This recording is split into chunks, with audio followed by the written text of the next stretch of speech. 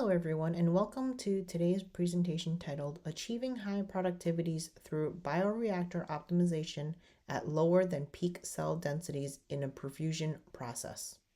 This webinar is a part of the 7th annual event in the Bioprocessing Virtual Event Series. I am Melanie Chan of LabRoots and I'll be your moderator for today's event. Today's educational web seminar is presented by LabRoots and sponsored by FUJIFILM.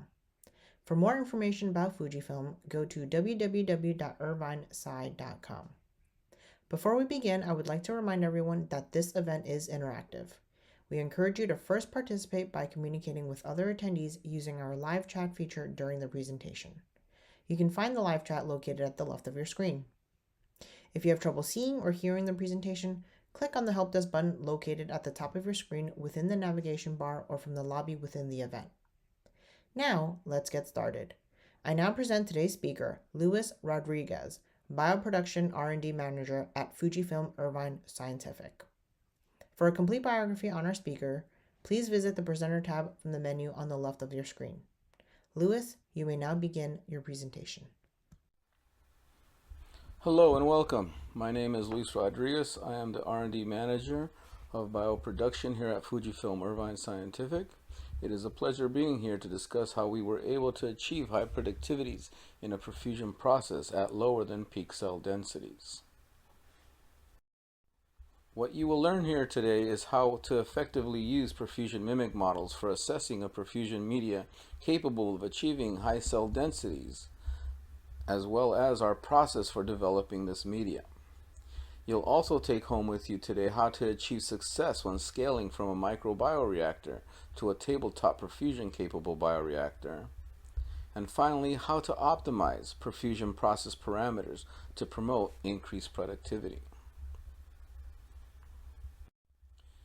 The perfusion process is not new, as it was introduced in the late 1980s, but the renewed interest in continuous manufacturing for biologics, including monoclonal antibody production, results from improvements in cell culture technologies, especially with the advancement of engineered cell lines and cell culture media. Today, perfusion cell culture processes are well suited for biomanufacturing, providing both seed train and production processes. In fact, commercial perfusion systems are available that provide capabilities for all forms of perfusion, including an N-1 perfusion process, concentrated and intensified perfusion methods, or a continuous steady-state perfusion process. These perfusion processes are similar, such that they all utilize a filtration system to remove spent culture media while fresh media is being drawn into the bioreactor.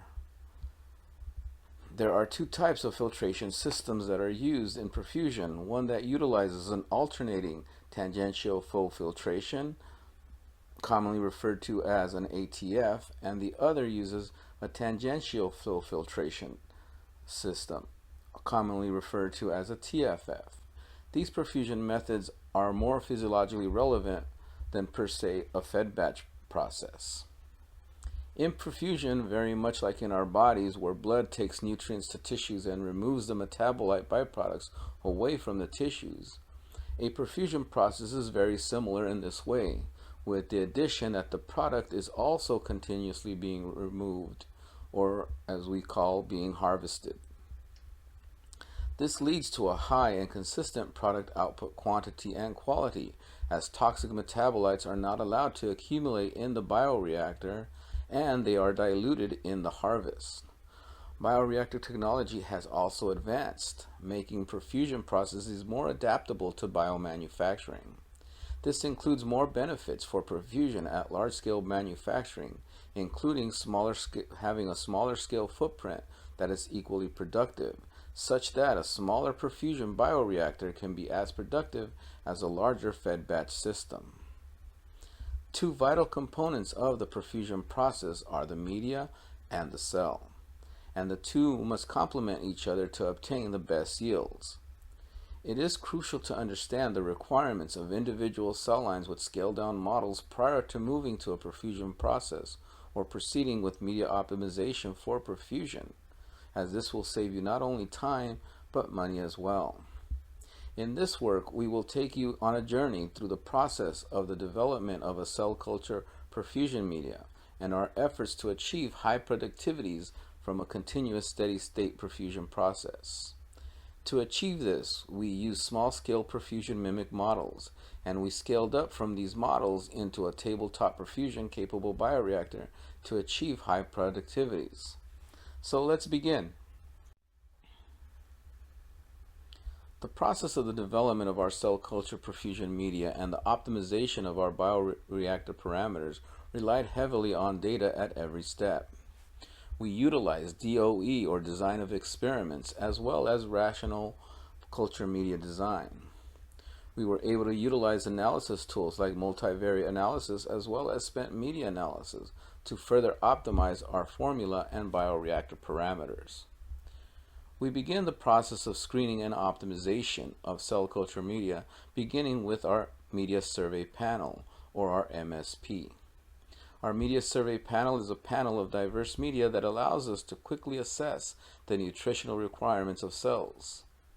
Multiple DOE experiments were performed in the screening and optimization process, which was then followed by optimization and verification in a tabletop bioreactors. In the screening process and optimization process, we utilize perfusion mimics, which we will describe in more detail as we move along in our presentation.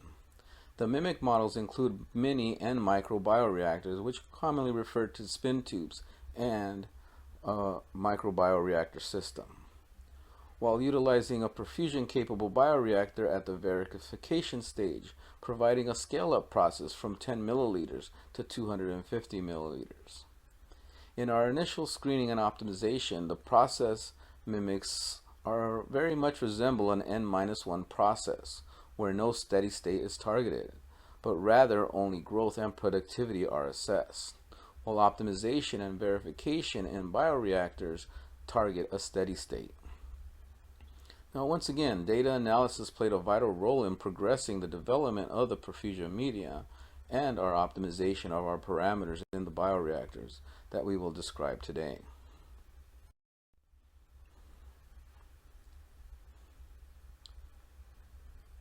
And once again, the development of a media utilized perfusion mimic models in our screening and optimization of the media. We utilize many bioreactors, which are commonly referred to as spin tubes. Perfusion mimics are labor intensive, as we manually try to replicate a perfusion process by replacing the entire working volume of media every 24 hours. The objective, of course, is to screen media formulations for growth and productivity that can sustain a cell culture at a medium exchange rate of 1 vessel volume per day, or 1 VVD. As the data shows, the peak VCD was achieved by numerous cell cultures. In this example dataset, there are 43 distinct media formulations, 2 competitor media, as well as a leading candidate from the original experiment of the DOE. The evaluation was done with 2 cell lines, so you may be able to see the labor intensiveness of this process, as you are handling over 90 spin tubes in one experiment. And make no mistake, other DOE experiments had more test conditions. In panel A, a snapshot of a CHO-GS cell line for peak VCD shows the range of VCD by the different formulations, as the VCD ranges from 10 to over 40 million cells per mil. In panel B, we show the productivity of the cells as yield of the product, while demonstrating improvements in titer accumulation by some of the distinct new formulations. In panel C and D, we demonstrate the growth profile of 7 of the formulations presented in figure A as an example of the diversity of growth profiles, while in figures E and F we visualize the titer as yield and average titer of the same samples. The graphs on the right are a simplified visualization of the numerous conditions from one experiment. However, the results are simply used to eliminate formulations that show poor growth, like media number 3 here, or eliminate formulations with poor productivity, like media 3 to 5 in the average titer graph at the bottom. We should point out that the best grower based on peak VCD was not the best producer, which would be the benchmark in these graphs, which show that they had the highest peak VCD but did not have the highest average titer over the 14-day experiment.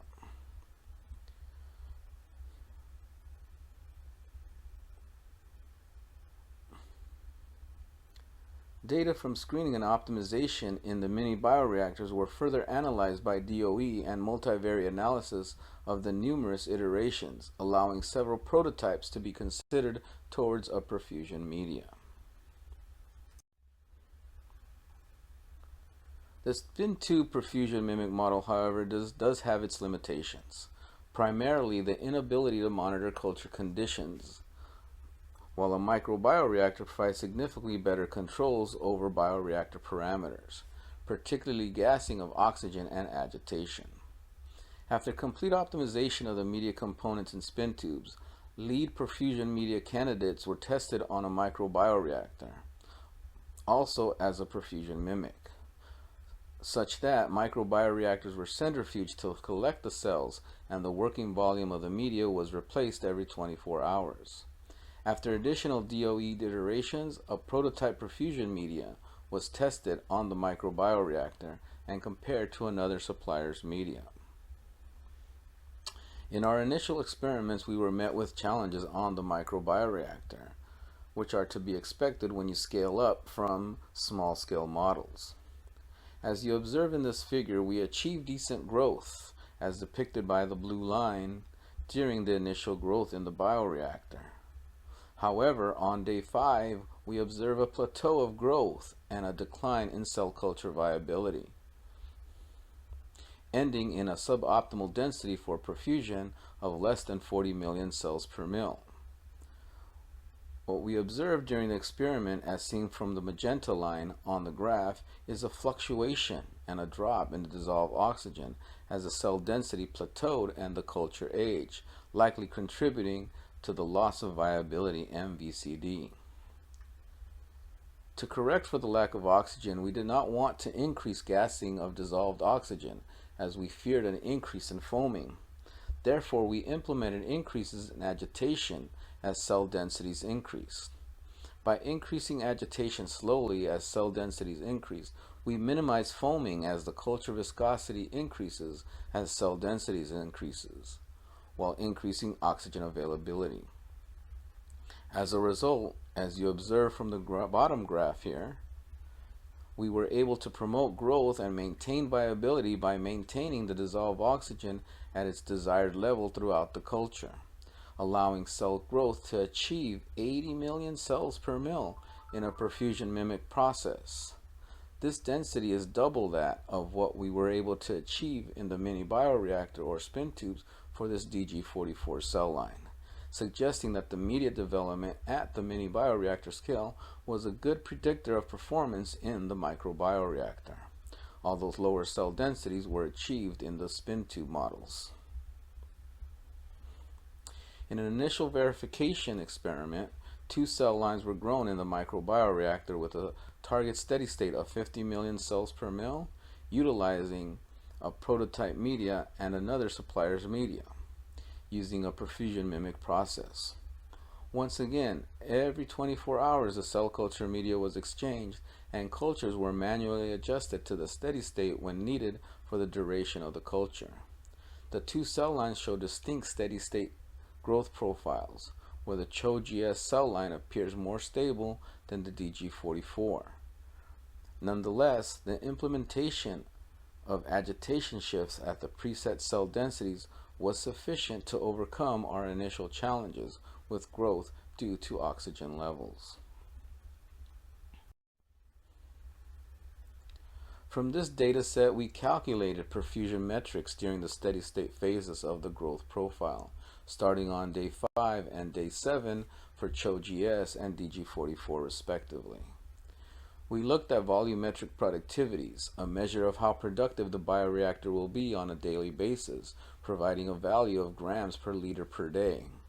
The cell-specific productivities was also calculated. This metric measures how productive each individual cell is producing the product. And lastly, we calculated cell-specific perfusion rates, or CSPR. This metric measures how well cells are utilizing the medium. With this particular metric, a lower value is more beneficial, as cells are more optimized utilizing less media per cell per day. It would be noted that all the work I present to you today was accomplished at a media exchange rate of 1 vessel volume per day, or 1 VVD.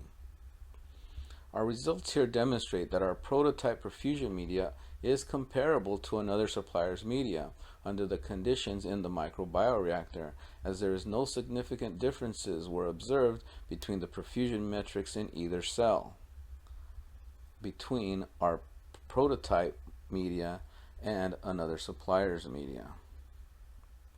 What is evident is that the cell lines are different, as one cell line achieves higher metrics in VP and QP, as you would expect.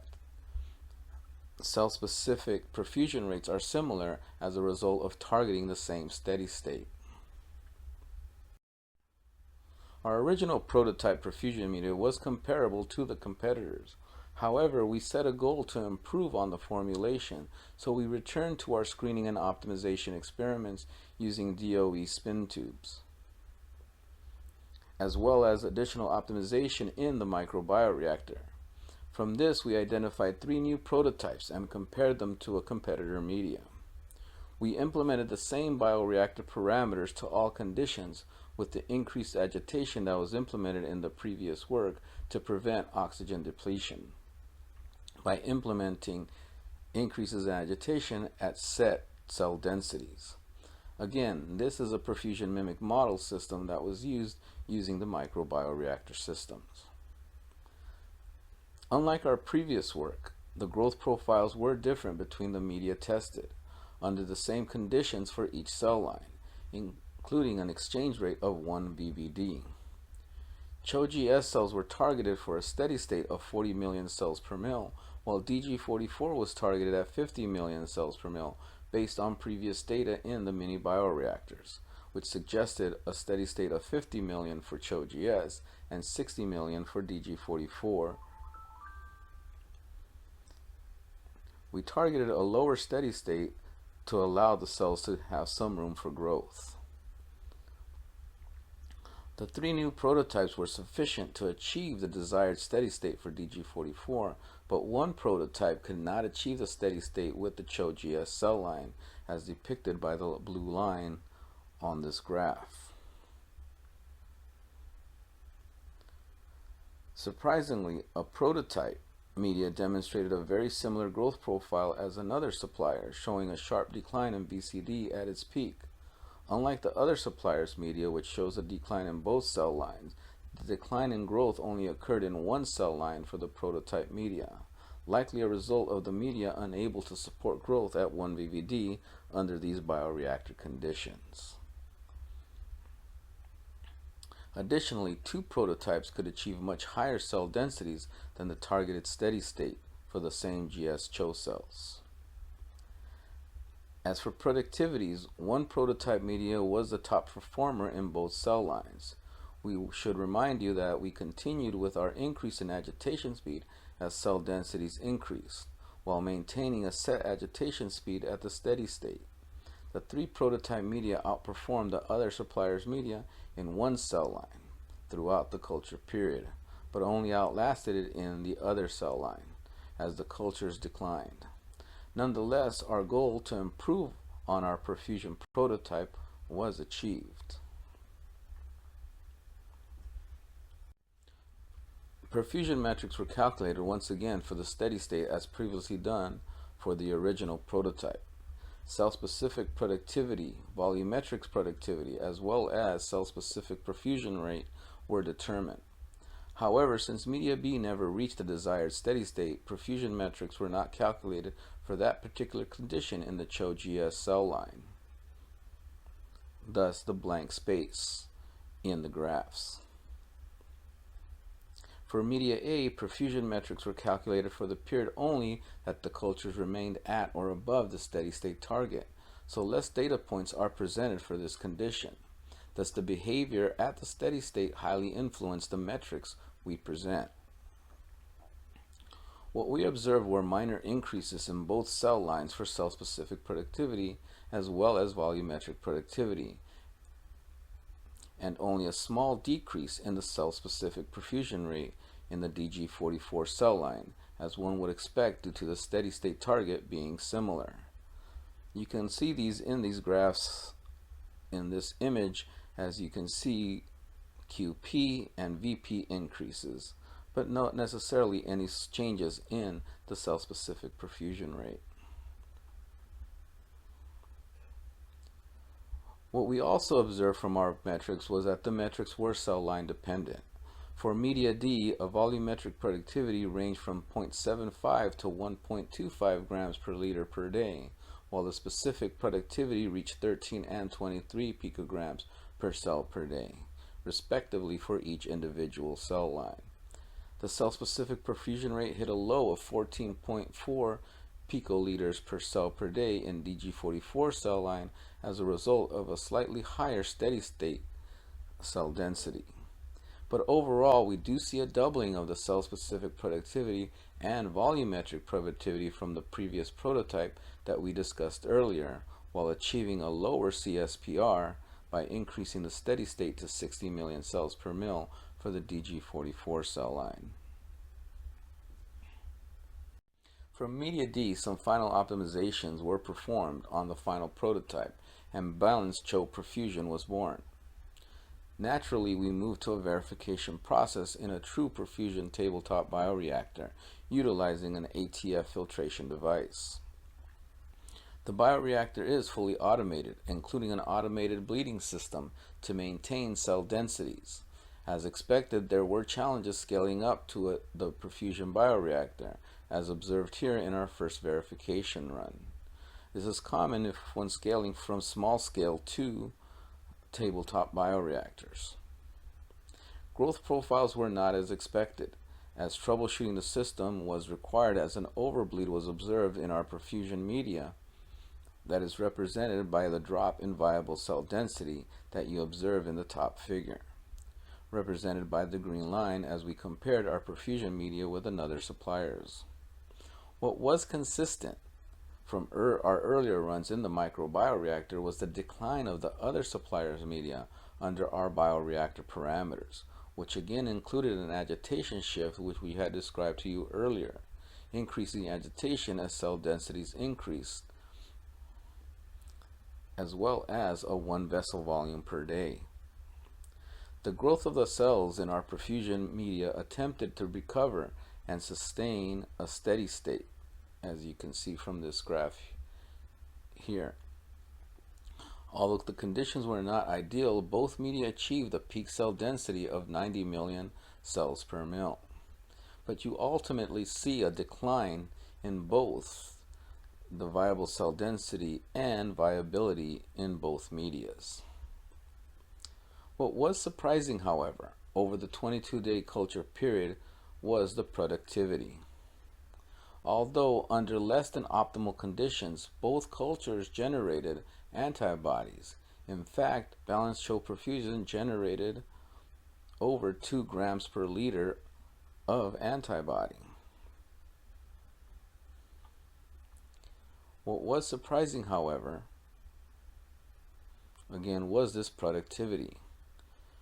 Perfusion metrics were calculated for the volumetric productivity, cell-specific productivity, and cell-specific perfusion rate for both media. A clear difference between the metrics are observed between the media where CHO perfusion achieved a volumetric productivity of 1.5 grams per liter per day, a QP over 20 picograms per cell per day, and a CSPR of less than 20 picoliters per cell per day, as both metrics were calculated from the day when peak densities were achieved. due to the declining in the culture. The decline in growth and viability in the other suppliers' media was detrimental to production. This was not the case with balanced CHO perfusion. These results clearly sparked our interest as our balanced CHO perfusion was able to maintain production under suboptimal conditions.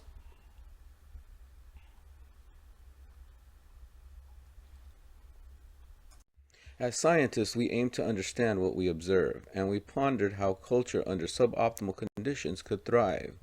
We began by delving into the metabolite profiles of key cell culture molecules, particularly glucose, ammonia, and lactate.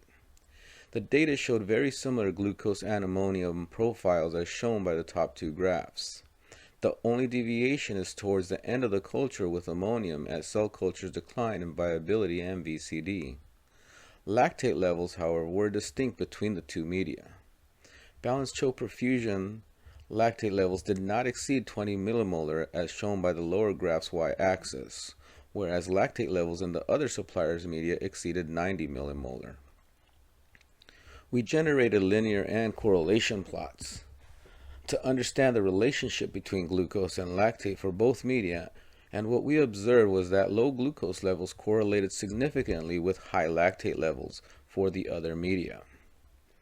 However, this relationship was not observed in the balanced CHO perfusion, suggesting glucose is converted to lactate in the other media, but not in balanced CHO perfusion. These findings support the well-known fact that the accumulation of lactate at high levels in a cell culture do have growth inhibitory properties, as we observe in our data as well. It also suggests that glycolysis is leading to the accumulation of lactate in the other media, but not in the balanced CHO perfusion.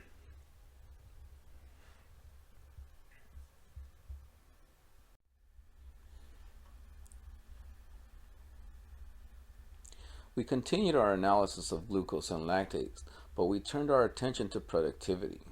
We were particularly interested in the relationship between glucose and titer, as well as lactate and titer in these cultures. The linear regression and correlation plots that were generated demonstrated that in both media, high glucose levels led to low titers. The relationship between glucose and titer production was statistically significant. However, the distribution of the data in the balanced CHO perfusion clearly shows a more diverse spread of data compared to other suppliers' media, suggesting that there are other mechanisms at play in the balanced CHO perfusion culture. This is suggested by the low R-squared values.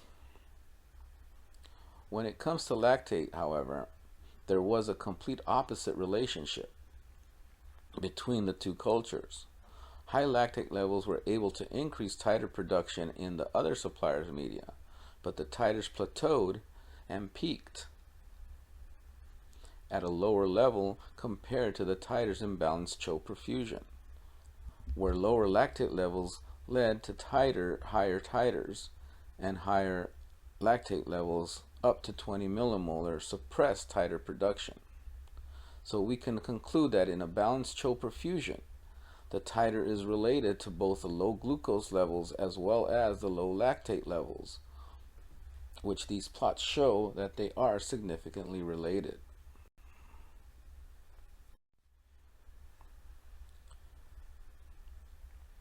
From our previous experiment, our growth and viability profiles were not ideal.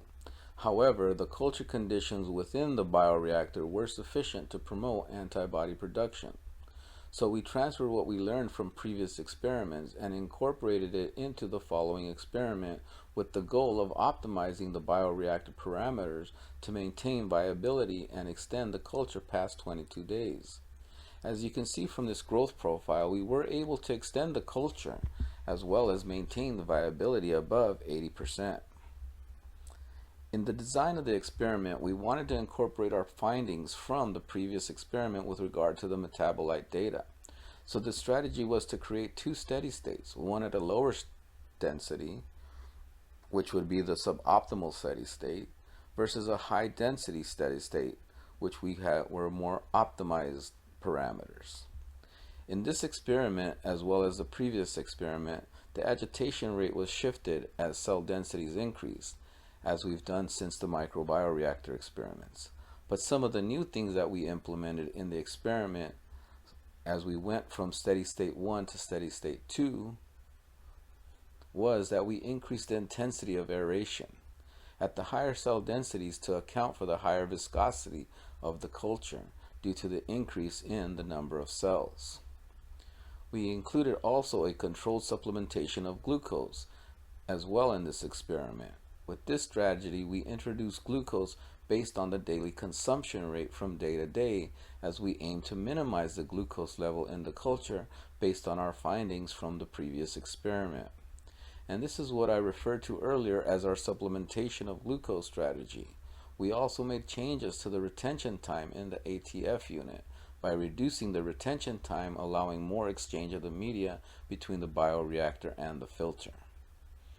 Additionally, we also made adjustments to the antifoam concentration by reducing the stock bottle concentration, preventing any interference with the filter or oxygen transfer, as literature has suggested that the antifoam does interfere with both the filter and oxygen transfer processes.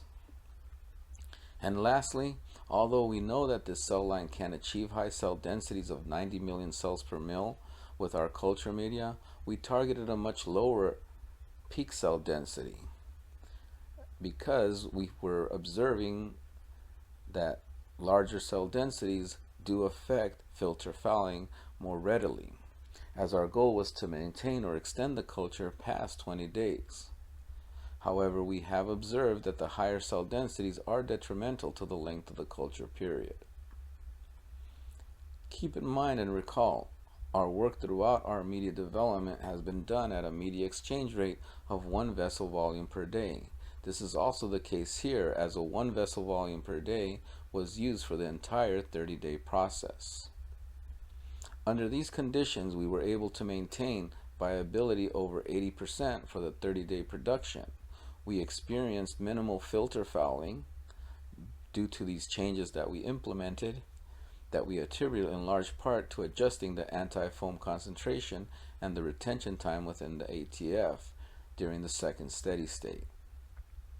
An average VCD of 58 million cells per mil was achieved during the second steady state, well below the peak VCD that we saw in previous experiments of 90 million cells per mil. Perfusion metrics were also calculated, and what we observed are distinct productivity metrics between the two steady states, where cells thrive in productivity under the optimized bioreactor parameters during the second steady state. Largely, agitation and aeration increases with controlled supplementation of glucose. At the second steady state, a volumetric productivity approaches 3 grams per liter per day, and a cell-specific productivity over 40 picograms per day. CSPR, or cell-specific perfusion rate, is also lowered compared to steady state 1 because of the higher cell density at the second steady state, which allows the CSPR to be reduced by half. So by optimizing the bioreactor parameters and minimizing the steady state cell density, we were able to improve the perfusion metrics at lower than peak cell densities compared to the previous unoptimized experiment.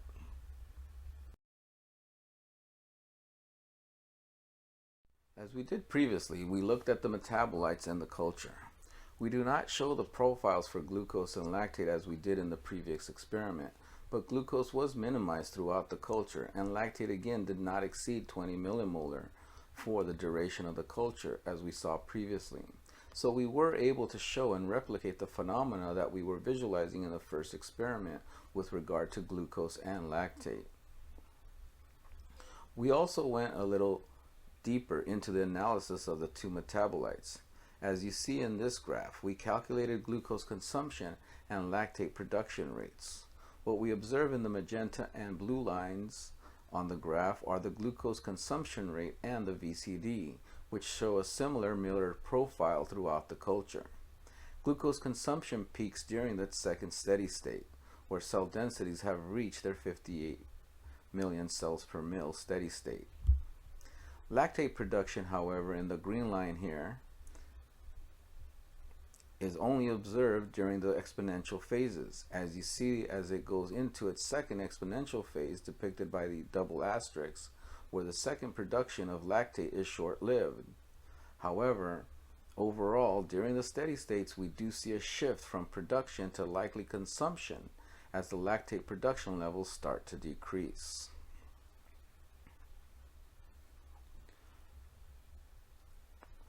When we look at the relationship between glucose consumption and lactate production rates, it is very clear that the high glucose consumption at the second steady state leads to low lactate production. And this correlates very well with our first experiment, where we show that the breakdown of glucose is not related to the accumulation of lactate in that initial unoptimized experiment. When we look at the relationship between lactate and titer, we clearly see that low lactate levels again lead to higher titers. When lactate levels are around 20 millimolar or even above 10 millimolar, we see a drastic reduction in productivity. And this is consistent with the literature. From this experiment, what you see in the insert here, in the first graph here, is what we originally thought or looked at the relationship between lactate and titer from the first experiment, where we showed it was as a linear regression due to the data sets that we were visualizing. However, under optimized parameters of the bioreactor, we see that the relationship between lactate and titer is a nonlinear relationship with a much stronger R² compared to our first experiment, which was half of what you're observing here. But the significant difference is observed in the p-value. However, due to the R², it is not the only story. The relationship between lactate and titer is a nonlinear relationship with a much stronger R² compared to our first experiment. But there are other factors playing a role in the relationship between lactate and titer. When we looked at lactate production as well as titer, we also confirmed this nonlinear relationship between lactate and titer, as a nonlinear regression fits best with the data. A very significant relationship between lactate and titer exists with these correlation graphs. When we look at glucose consumption rate and titer and that relationship, we see that there is a linear relationship between the consumption rate and the titer values. So overall, glucose consumption and lactate production are significantly correlated with the titer that's being produced from these cultures.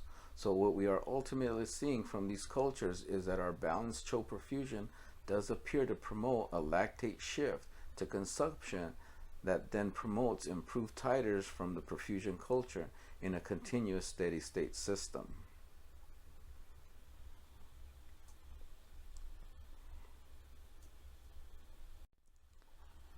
So by optimizing our cell culture media and optimizing our bioreactor conditions, we promoted peak performance from our balanced CHO perfusion media, where we observed peak titers as high as 4.9 grams per liter, double the peak titer observed under unoptimized conditions, as you observe from this comparison.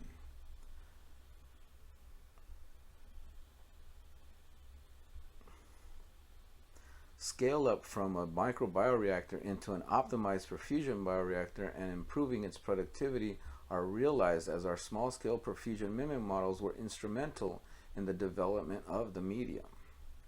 Additionally, improved productivity is also realized when bioreactor parameters and conditions are optimized once again. In this optimized steady state, controlled glucose supplementation was vital for minimizing lactate, creating a culture environment where lactate was consumed instead of produced. To do this, agitation and aeration were adjusted as needed to catalyze this shift to lactate consumption. While a lower than peak cell density was maintained, a result of the optimization are improvements in volumetric productivity and cell-specific productivity, as we observed the doubling of these values in the optimized experiments compared to the previous experiments. So overall, peak performance from balanced CHO perfusion is achieved through bioreactor optimization.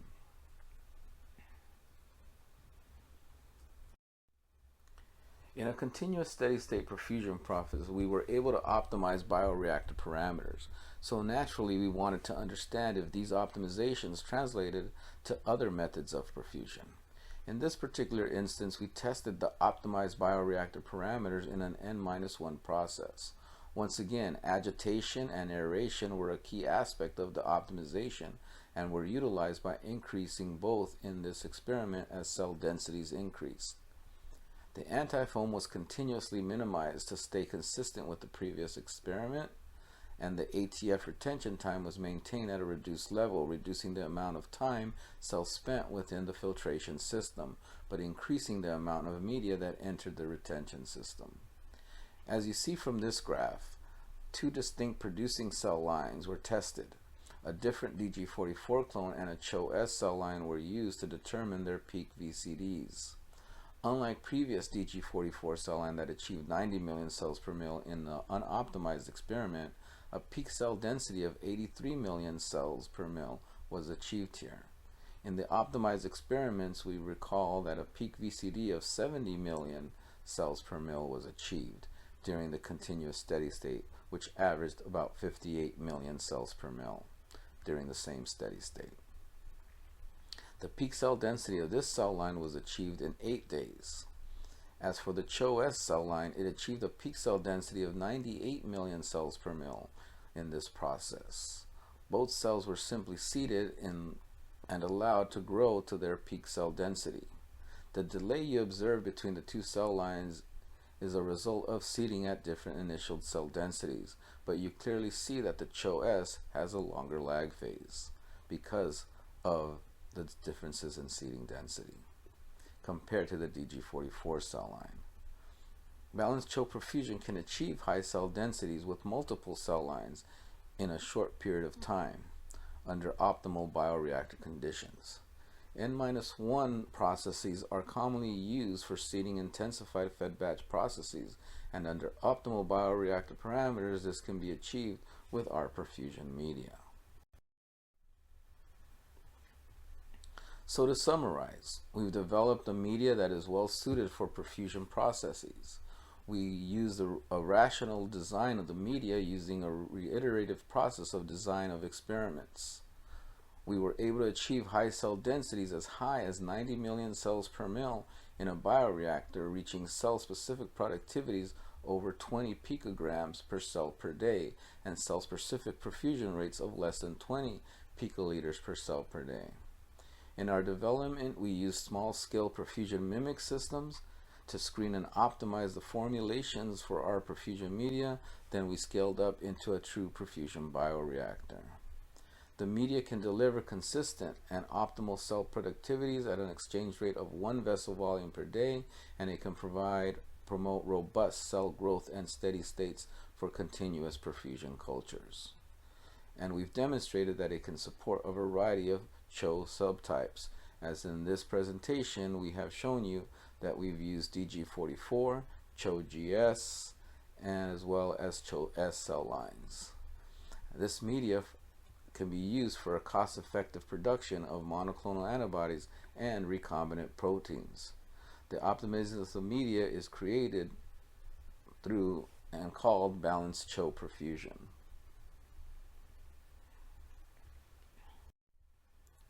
In addition, we also optimized the bioreactor parameters to improve titers.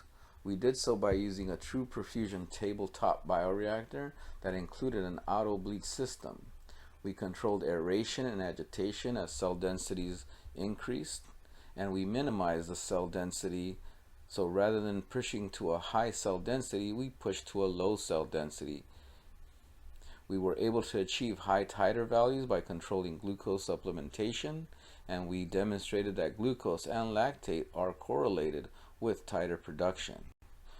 We also made changes to the retention time within the ATF, which prevented filter fouling, and we reduced the amount of antifoam concentration in our stock bottle, reducing the amount of antifoam that enters the bioreactor.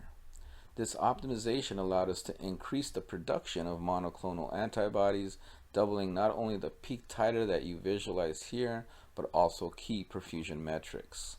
And lastly, We demonstrated that peak cell densities are not required for increasing production, and increased production can be achieved at suboptimal cell densities. Thus, balanced CHO perfusion is an optimal media for your perfusion process. At FUJIFILM Irvine Scientific, cell biology is at the core of what we do, and we are part of a larger life science family as part of the FUJIFILM brand. At FUJIFILM Irvine Scientific, we are committed to our customers. This has been the case for over 50 years. Today, our commitment has not wavered as we take pride in the quality of our products and in our responsiveness to your inquiries. We empower all who bring medicines and treatments to life with unmatched quality and responsiveness.